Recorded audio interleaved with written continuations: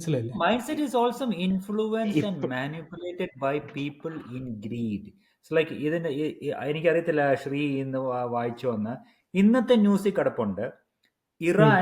ഇറാനിന്റെ Ali കെമിനിയുടെ closest advisor, okay? He is the closest advisor. He was the commander-in-chief of the Revolutionary Guard. Yes. He is having a wedding for his daughter. Okay? Correct. I saw that. Yeah. ആ വെഡിങ്ങിൽ വന്നിരിക്കുന്ന എല്ലാരും is so western dress showing their cleavage. ഇതിനിടയ്ക്ക് അങ്ങനെ ഒരു സാധനം ഇറങ്ങിയോ? കേൾക്കാം. ഇനി നീ പറയുന്നത് എന്തും ഞാൻ കേൾക്കാം.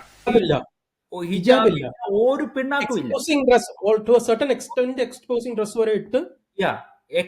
So ബ്രൈഡിന്റെ ഡ്രസ് കാണണം. Almost you can see everything. ഇവരെ ഞാൻ എവിടെയോ എന്റെ തോന്നലാവാം. Alright? Yeah.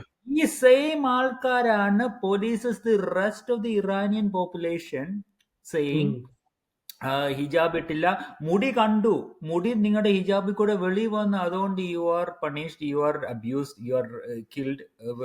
ഇതാണ് എന്റെ പൊന്നു സാറേ, അല്പം ചട്ടമ്പിത്തരില്ലാതെ ഇവിടെ ജീവിക്കാൻ പറ്റത്തില്ല. ഗോപാലൻ തല്ലാറുണ്ട്, അതുപോലെ തിരിച്ചിഷ്ടം പോലെ കിട്ടാറുണ്ട്. നമ്മൾ മാത്രം മര്യാദക്കാരായി ജീവിച്ചാലേ തല്ലുകൊണ്ട് തൂറി മെഴുകത്തേ ഉള്ളൂ.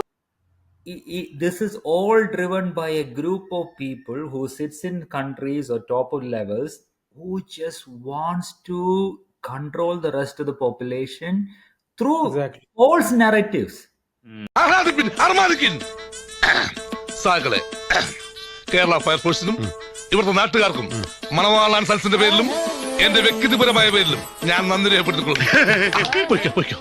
ഇന്നത്തെ എപ്പിസോഡ് ഇഷ്ടപ്പെട്ടെന്നുണ്ടെങ്കിൽ ദയവ് ചെയ്ത് സബ്സ്ക്രൈബ് ചെയ്യുക, ലൈക്ക് ചെയ്യുക, ഷെയർ ചെയ്യുക, പറ്റുമെങ്കിൽ കമന്റും കൂടെ ചെയ്യുക. Sentimental and psychological move. എന്തായാലും താൻ ഇത്രയൊക്കെ പറഞ്ഞ സ്ഥിതിക്ക് ഞാൻ അങ്ങനെ പറ്റില്ല എന്ന് പറയും.